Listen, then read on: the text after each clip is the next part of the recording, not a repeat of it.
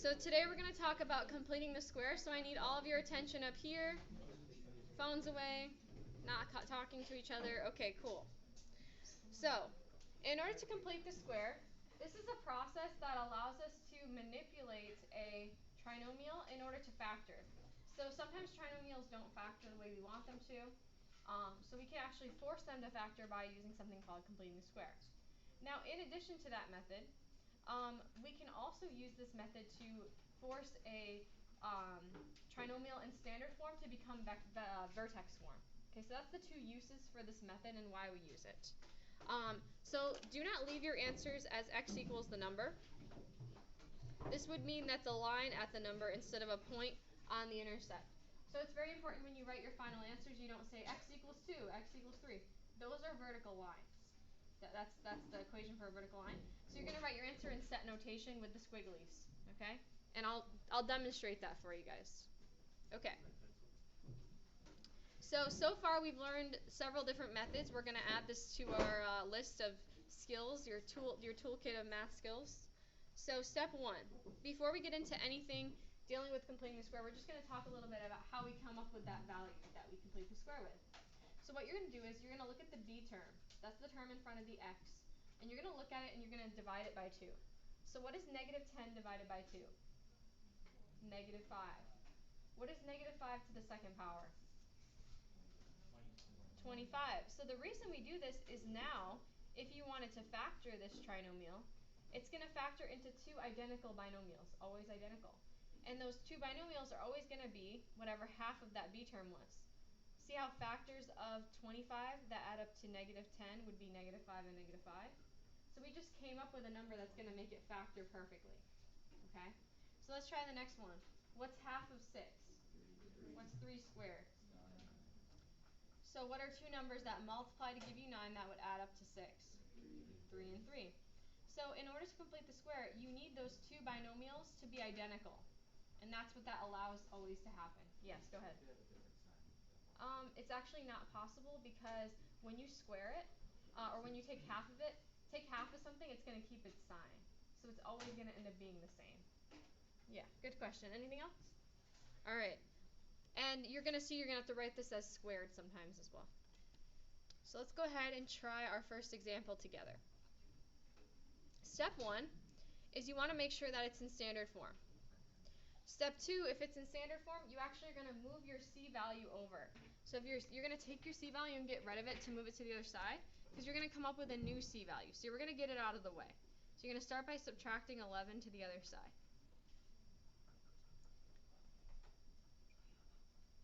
And if it were negative, you're going to add it, so on. Okay. So your goal is to now come up with a new c term that's going to allow the left side to factor nicely. So what is half of 4? 2. What is 2 squared? 4. So I'm going to add 4 here. Now, can you just add a number to one side of the equation? It throws off the balance of the equation. How can I set the equation back into balance? Add 4 to the other side as well. So what I add to one, I have to add to the other. This right here, adding it to the other side is the number one mistake you'll see people make in completing the square. Just right off the bat. Okay. So step 2 is you want to look at this, and of course, I forgot to tell you, you want to make sure the a value is 1, which it is, the number in front of the x squared. If it's not, we have to factor it out, and we're going to do an example like that as well. So now we're going to factor the left side. So what are factors of 4 that add up to 4? 2 and 2. And it's always going to come out to be the same two numbers, or otherwise you made a mistake somewhere along the line. And then what is negative 11 plus 4? Yeah, I almost said it. And then how can I rewrite x plus 2 times x plus 2? X plus 2 squared. And we get here. So now we need to come up with the vertex form. That's the easier one. So to get vertex form, all you have to do is add or subtract that other number to the other side. And that's going to be x plus 2 squared plus 7. Okay? That's step 1. Now, to get the solutions, the process is a little bit different, okay? So, to get the solutions, what you're going to do is, I'm going to write it up here so we can work through the problem together. You're going to have to solve for x. So in order to solve for x, we have this square as like a barrier from the x being by itself. So what did we learn about yesterday about how to get rid of a second power or a square in math? We're going to square root both sides. And when I square root that, that's going to get rid of the square. And that's going to leave me with x plus 2 equals. Now, when I take the square root and I get a solution, I have to put in a plus or. In addition to that, when I take the square root of a negative number, I have to take out an I. So I end up with I radical 7. And unfortunately, radical 7 does not simplify. Is everybody understanding why that doesn't work? Yes. Okay. So now, how do we get our actual answer? Here's how. We have to subtract the 2 over, and whatever you bring over to the other side, you're going to put it in front of the plus or minus, always. So what this means is you have two separate solutions. You have the version of this solution with the negative sign between it, and then you have the version of this solution with the plus sign between them. Okay? So in this case, sometimes you're going to be able to simplify these, like if it were just numbers. But unfortunately, one's real, one's imaginary, so we can't go any further. So to write our answer, we do it like this. We just put these squigglies, and we just put our two answers like this.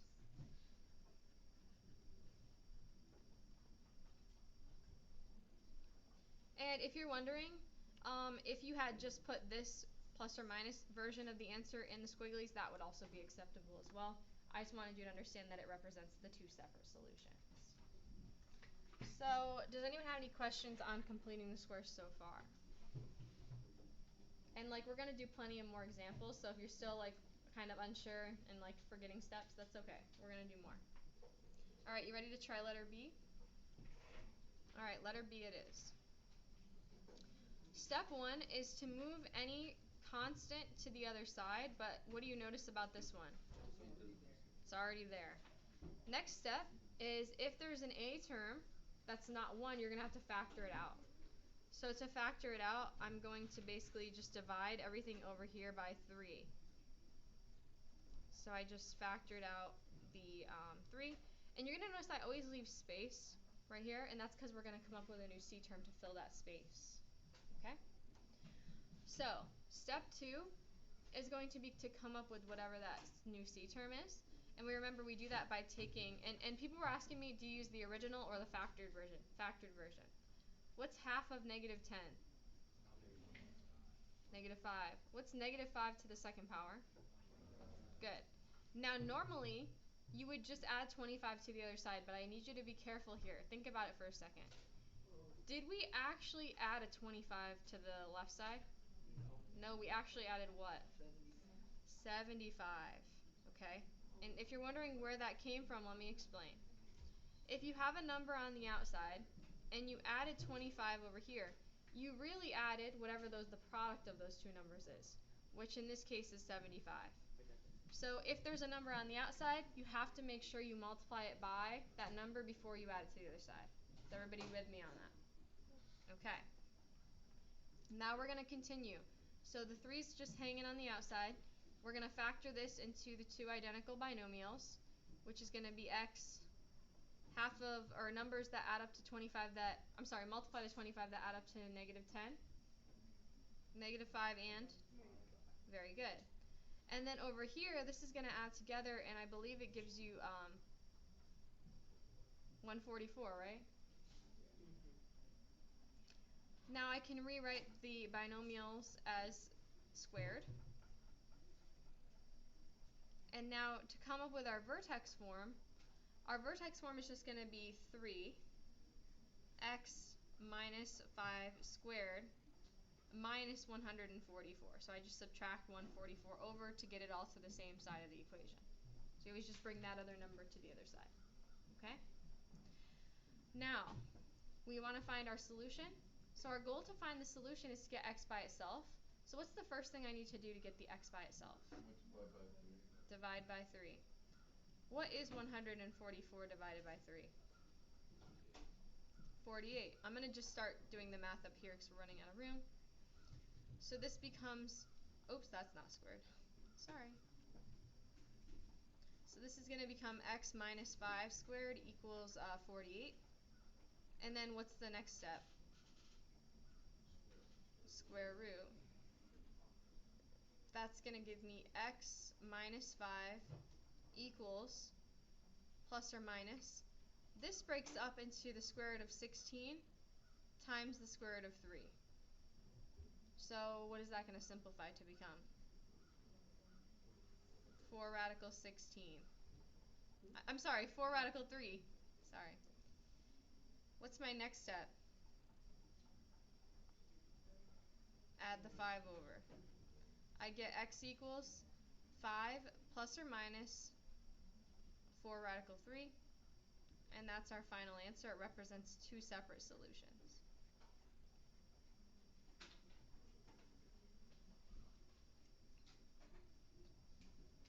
So we have any questions about that with the one where you have to factor out the a term? Okay. Now we're going to skip C and come back to it. We're going to go to D first because it's a little easier. Okay. All right, letter D. So step one for letter D is to make sure that my C value is by itself on the other side, which it is, right? So what would be my next step here? Anyone know? Factor out the 4. Yeah, we have to factor out the 4, make the A become 1. Very good. So we're here. What's the next step? Take half of the linear term squared, right? What's half of negative 2? Negative 1. What's negative 1 squared? Positive 1. So, remember, when we go to add that number to the other side, what are we actually going to add? 4. A 4. Because 4 times 1 is 4. So just be careful about that. Now this is going to factor into two binomials. And what are those two numbers going to be? X minus 1 and x minus 1. This is going to be 4 parentheses x minus 1 squared equals 1. So we're ready to write our vertex form, which is just 4 times x minus 1 squared minus 1. Was somebody there?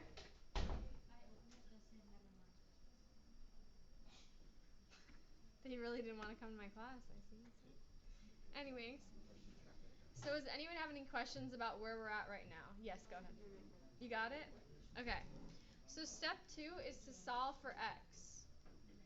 So to solve for x, I'm going to divide both sides by 4.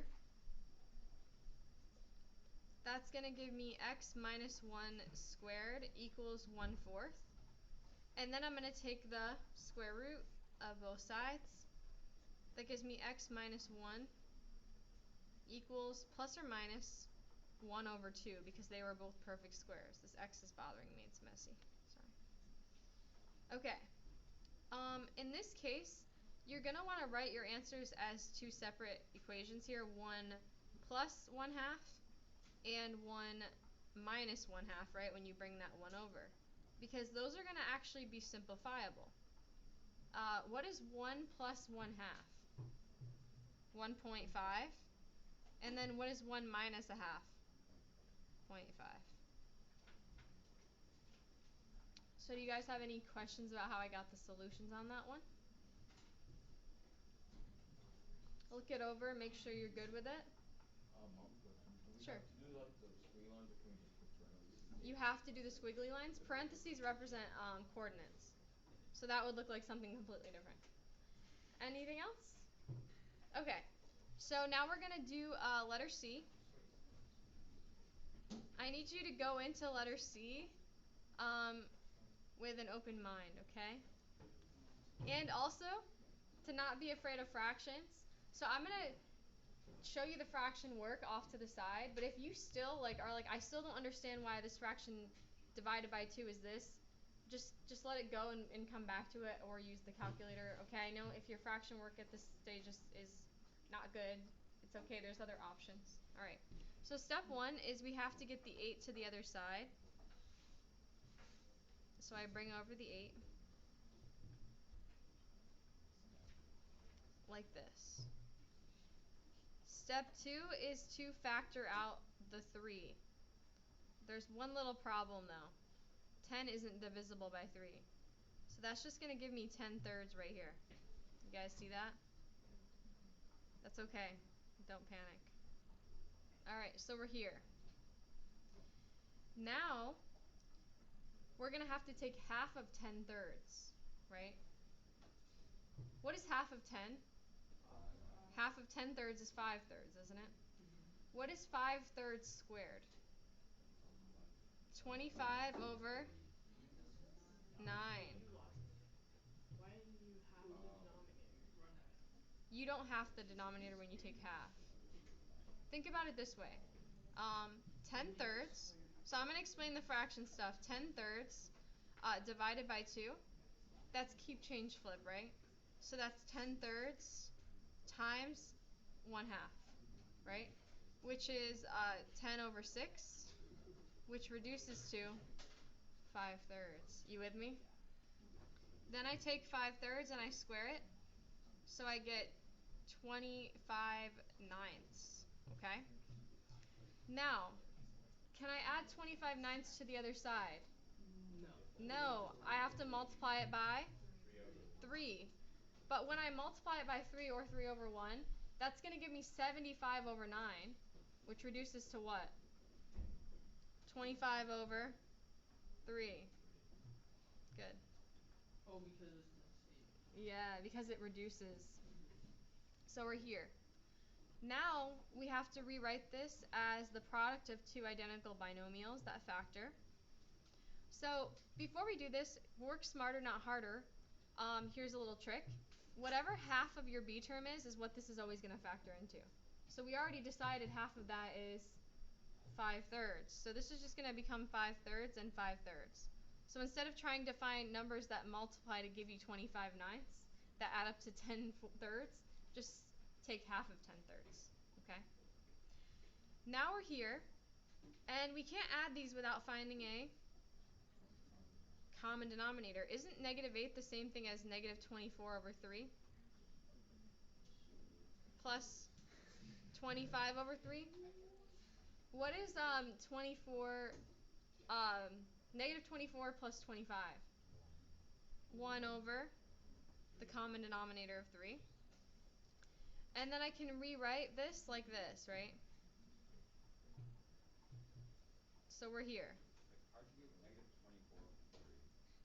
That's where you lost everything. Yeah. What's negative 24 divided by 3? These are equivalent.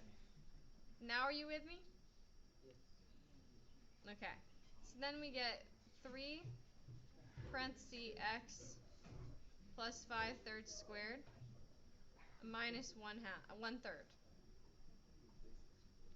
So the answer is no, I probably wouldn't give you one with this many fractions on a quiz or test, but it is important that we practice them just in case they ever come up on, an SAT or anything like that. But I'll probably give you one with simpler like the other ones. So what would we do from here to now solve for x? I'm going to have to start by dividing by what? 3. What is 1 third divided by 3? 1 ninth. 1 ninth. And then what do I do? Square root it. That gives me x plus 5 ninths. 5 thirds equals plus or minus 1 over 3. Now I subtract 5 thirds on both sides. I get x equals negative 5 thirds plus or minus 1 third. So that means we have two solutions, right? And these ones actually are going to simplify pretty nicely. What is negative 5 thirds plus 1 third? Negative 4 thirds. And what is negative 5 thirds minus 1 third? Negative 6 thirds, which is negative 2. Now, if you wanted to check your work, this one actually does factor. So you could use the AC method, and you'd find factors of 24 that up to 10, and it would actually work out. But the problem with that method and why we can't always use it for the vertex form, it doesn't give us the vertex form. So you need to complete the square to find the vertex form, even though it does have a solution. Alright, so something a little bit different we're gonna do today is letter E. Okay? I'm gonna go ahead and work out letter E real quick. Real quick. And then I'm gonna come around and check in with you guys to see if you can get it. Now if you can get the answer right, I'm gonna give out Jolly Ranchers to the first 10 people who get it right. Okay? Starting now? Starting now. He's like,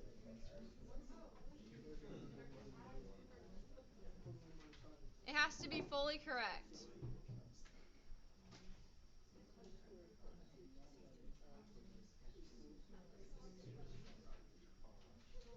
No, you gotta add. No, I know what to do. I know what to do. I know what to do. Plus 16 x. You know what adds to 16? Okay, this is the part that nobody understands. Yeah, we gotta win